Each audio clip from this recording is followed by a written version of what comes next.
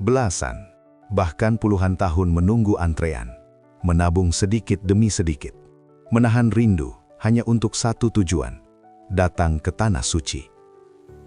Akhirnya kaki benar-benar menginjak kota Makkah. Air mata jatuh saat pertama kali melihat Ka'bah. Hati bergetar, doa mengalir tanpa henti. Namun ada satu fakta yang jarang dibahas. Banyak jamaah justru jatuh sakit, kelelahan, bahkan harus dirawat. Bukan saat puncak haji, melainkan di hari-hari awal kedatangan. Belum sampai Arafah, tenaga sudah habis. Belum wukuf, badan sudah tumbang. Kenapa bisa terjadi? Apa sebenarnya yang dilakukan jamaah selama hampir 30 hari di Makkah? Aktivitas apa saja yang diam-diam menguras stamina? Di video ini kita akan kupas tuntas gambaran nyata kehidupan jamaah haji 2026 di Makkah. Langsung dari pengalaman petugas kesehatan haji Indonesia. Supaya Anda tidak mengulang kesalahan yang sama. Supaya ibadah tetap kuat sampai puncaknya. Tonton sampai selesai. Sebelum memulai seluruh rangkaian ibadah di Makkah, ada satu hal penting yang perlu dipahami setiap calon jamaah. Ternyata kedatangan jamaah haji Indonesia tidak bersamaan. Pemerintah membaginya menjadi 2 gelombang keberangkatan. Dan perbedaan gelombang ini sangat mempengaruhi ritme fisik, adaptasi tubuh, bahkan kesiapan mental jamaah. Gelombang pertama, berangkat lebih dulu menuju Madinah. Setibanya di sana, jamaah tinggal sekitar 8 hari. Fokus utamanya adalah beribadah di Masjid Nabawi.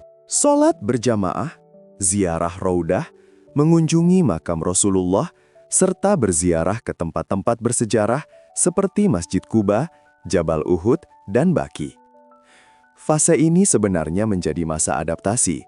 Udara panas mulai terasa, jarak jalan kaki cukup jauh, jadwal ibadah padat, tapi ritmenya masih relatif lebih ringan dibanding langsung ke Mekah. Setelah itu, barulah jamaah bergerak ke Mekah untuk melaksanakan umroh wajib. Sedangkan gelombang kedua berbeda cerita. Mereka langsung menuju Mekah sejak awal. Bahkan sejak dari embarkasi Indonesia, jamaah sudah mengenakan kain ihram. Di dalam pesawat, ketika melintasi garis mikot Yalamlam, niat umroh langsung diucapkan. Artinya, secara hukum mereka sudah masuk kondisi ihram. Tidak boleh sembarangan, tidak boleh melanggar larangan ihram. Dan setibanya di Jeddah, perjalanan panjang masih harus dilanjutkan naik bus menuju Mekah. Bayangkan lelahnya, perjalanan belasan jam dari Indonesia, belum istirahat cukup, tapi setiba di hotel harus langsung bersiap melaksanakan umroh wajib. Tawaf, sa'i, tahallul. Fisik benar-benar diuji sejak hari pertama. Inilah kenapa banyak jamaah gelombang kedua merasa lebih cepat kelelahan, karena belum sempat beradaptasi, tapi sudah langsung ibadah berat. Setelah 2 gelombang ini akhirnya berkumpul di Mekah, barulah seluruh jamaah memulai fase tinggal paling lama. Kurang lebih 30 hari di kota suci, sebulan penuh, dan disinilah sebenarnya tantangan sesungguhnya dimulai. Karena Makkah bukan sekedar tempat singgah, melainkan pusat seluruh aktivitas haji. Hampir setiap hari berjalan kaki, cuaca bisa mencapai lebih dari 40 derajat, kerumunan jutaan manusia. Ditambah keinginan kuat untuk terus beribadah tanpa henti. Kalau tidak paham pola kedatangan dan tidak pandai mengatur tenaga sejak awal, banyak jamaah akhirnya kehabisan stamina bahkan sebelum puncak haji tiba. Itulah sebabnya, memahami perbedaan gelombang ini sangat penting, supaya jamaah bisa menyesuaikan ritme, mengatur istirahat, dan tidak memaksakan diri di hari-hari pertama. Karena perjalanan haji ini bukan lomba cepat, tapi maraton panjang yang butuh strategi.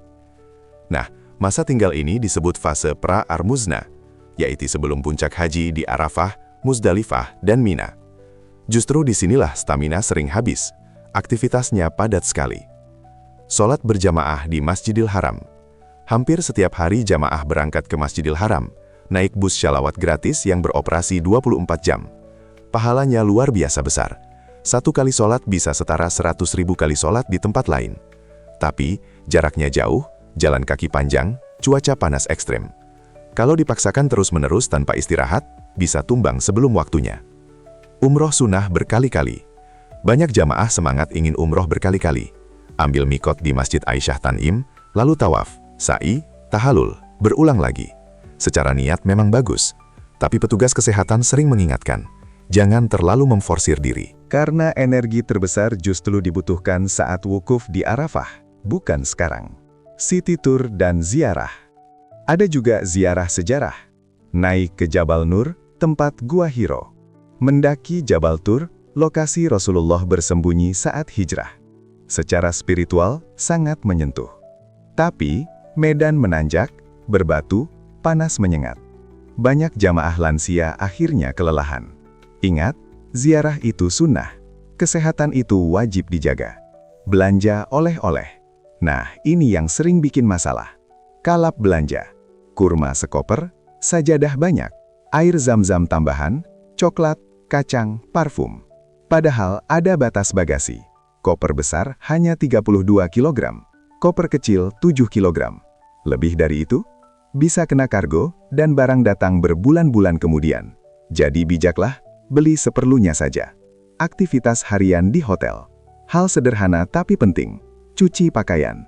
Di Makkah, biasanya tersedia mesin cuci di rooftop hotel. Tapi anginnya kencang sekali. Kalau tidak bawa penjepit baju, bisa terbang entah kemana. Jangan lupa tandai pakaian, supaya tidak tertukar. Dan bawa sabun sachet, karena cairan besar dibatasi di pesawat. Hal kecil, tapi sering merepotkan kalau lupa. Makan bersama dan kebersamaan. Yang paling hangat justru momen sederhana. Makan bareng di kamar, botram bersama teman sekamar. Berbagi lauk, saling cerita. Disinilah rasa kekeluargaan tumbuh. Karena haji bukan cuma ibadah fisik, tapi juga perjalanan hati. Pelayanan kesehatan.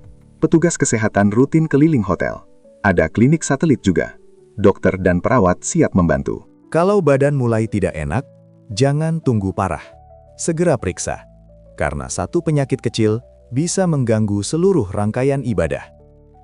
Dari semua aktivitas itu, pesan terbesarnya cuma satu. Jaga stamina. Jangan habiskan tenaga di awal. Jangan terlalu ambisi, jangan memaksakan diri.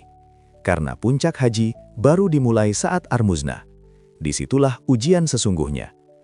Jadi selama di Makkah nanti, ibadah iya, semangat iya, tapi tetap bijak. Atur tenaga, atur waktu, utamakan kesehatan. Supaya saat wukuf di Arafah, Anda masih kuat berdiri, masih khusyuk berdoa, dan pulang dengan haji yang mabrur. Kalau video ini bermanfaat, jangan lupa like, share ke keluarga yang akan berangkat haji, dan subscribe channel ini, karena kita akan lanjut bahas fase paling menegangkan, Armuznah dan pasca Armuznah, di video berikutnya. Tulis juga di kolom komentar, Anda gelombang pertama atau kedua. Semoga Allah mudahkan perjalanan haji kita semua. Wassalamualaikum warahmatullahi wabarakatuh.